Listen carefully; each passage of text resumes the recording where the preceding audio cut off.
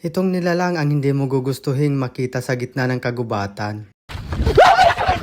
Ngayong araw ay sinukat namin itong malaking banakon kung gaano nga ba siya kahaba at lumampas lang naman siya ng kaunti sa 9 feet. Ito yung na-rescue ng kasamahan natin na si Kim. Yan ang King Cobra o Pagusalbatan at ang kinakain niyan ay kapwa niya ahas. Kaya ngayong araw gagala kami sa kagubatan para makita kung meron pa bang mas mahaba dito sa lugar namin. Sinimula namin ang umaga ang paggagala dito sa kagubatan para marami ang makita naming kakaibang nilalang. Ito kaagad ang nakita namin, isang nakakatindig balahibo na centipede. Siguradong ilang oras ka rin magtitiis ng sakit pag nakagat ka nito. At alam nyo ba ang mga mother na centipede ay pinapakain niya ang kanyang sarili sa kanyang mga anak. Ang tawag naman doon ay matripagi, kung saan ang katawan ng ina ang nagsisilbing unang pagkain at nutrisyon ng mga bagong pisa na alupihan. Kapag napisa na ang mga itlog, ang inang alupihan ay nagpapahintulot na lapain siya ng kanyang mga anak. Ito ay nagbibigay sa mga baby na alupihan ng lakas upang makaligtas sa kanilang mga unang araw. At dito nga napansin namin na meron na palang mga itlog ang alupihan na ito. Base sa aking pananaliksik, may dalawang uri ng alupihan. Oviparous na nangingitlog at ovoviviparous na nanganganak. Parehas lang din pala ng mga ahas na may nangingitlog at may nanganganak. At dito naman sa katabi lang ng alupihan, meron namang uok. Kinakain sa ibang lugar ang uok na ito. Pero dito sa amin, pagkain lang yan ng mga isda. At kung naliliitan ka naman sa daladala mo, ihian mo lang ang bahay ng duwende na to. Siguradong lalaki yan. Charot lang, hindi talaga yan bahay ng duwende. Yan ay bahay ng mga pisteng anay. Kaya kung makakakita man kayo niyan, hindi talaga yan bahay ng duwende ha. Pugad yan ng mga anay. Medyo nabubuhayan naman ang mga ilog dito sa amin dahil umuulan-ulan na. At meron naman ditong 3,634 na mga cane toad. Buti na lang kulay itim yan. Kung puti yan, siguradong may maaalala ka. At alam nyo bang ang dumi ng mga kalabaw at baka ay pangtaboy din sa mga lamok pag sinindihan? At hindi rin mabaho ang amoy ng usok di tulad sa mga katol na nabibili natin. Dito nga nakakita pa ako ng mushroom na tumubo sa putol na puno ng nyog. May nakita din kami ditong singsinghari kung tawagin. At yan naman ay family pa ng mga millipede. Dito naman may nakitang ibon yung kasama namin na tinuturo pa sa amin na hindi namin kaagad nakikita. Dahil ang ibon na ito ay napakagaling din sa pagcamouflage. Kaya hindi mo kaagad mapapansin. Kaya sinubukan ko naman itong lapitan para makita yung tinuturo na ibon. At nang nakalapit na ako ay nakita ko na ito pala yung frogmouth na hindi basta-basta gumagalaw kaya hindi mo kaagad mapapansin. Aktibo ang ganitong ibon sa gabi kaya pagka umaga ay tulog na tulog lang sila. Pero naramdaman niya na papalapit ako sa kanya kaya bigla siyang lumipad. Dito naman nakakita ko ng maliit pa na ibon. Yan ay sisiw pa. Siguro tinuturuan niya ng kanyang magulang na lumipad. Pero naiwan ng kanyang magulang kaya nag-iisa na lang siya dyan. Maya-maya lang biglang tumalon pababa at sobrang ilap niya. Kaya pala hindi siya nakakalipad dahil may sugat ang kanyang pakpak. Yan naman pala ang scaled feathered malkuha. At dito naman sa unahan lang nakakita naman kami ng fruit bat. Kaso hindi na masyadong makita sa camera gawa ng napakataas niya. At ito naman ang insekto na may pagkakanibal. Dahil mas gusto niyang lantakan ng kanyang pagkain na gumagalaw-galaw pa. Yan naman ang praying mantis. At pagbungkal ko naman ng kahoy, nakakita ako ng isang dwarf food scorpion. Napakabait lang din pala nila basta napaka-gentle lang ang paghawak mo at hindi mo sila masasaktan. Pagsapit naman ng gabi, nakakita kaagad kami dito ng isang red-crested malkuha. At dito naman sa gilid lang ng ilog, meron naman isang sawa. Siguro naghahanap na to ng kanyang makakain. Pagka medyo talaga umulan ay naglalabasan ang mga sawa. Nakakita naman ako dito ng isang bakugan. Yan yung pag hinawakan mo ay bibilog ang kanyang katawan at halos kasing tigas na siya ng bato. Ganyan naman ang kanyang defense mechanism at yan naman ang pill millipede. At ito naman ang hindi nawawala sa aming video at hindi ko dyan napansin itong paper wash na nasa harapan ko na pala. Dahil ang binibidyohan ko talaga dyan ay ang tarantula. At halos magkakatabi lang ang mga tarantula dito dahil dito lang sa unahan meron naman isang napakalaking tarantula. Ready na sila mag-ambush ng mapapadaan na pagkain. Dito naman nakakita ko ng napakababa lang na kingfisher. At yung mga kasamahan ko dito ay nagmamadali ng umuwi dahil ilang oras na kami dito sa gubat. At nang pauwi na nga kami ay nakakita pa kami dito ng isang kulay yellow na vine snake. Yan naman ay mild venomous. Disclaimer lang, wag gagayahin ang paghawak sa mga ahas.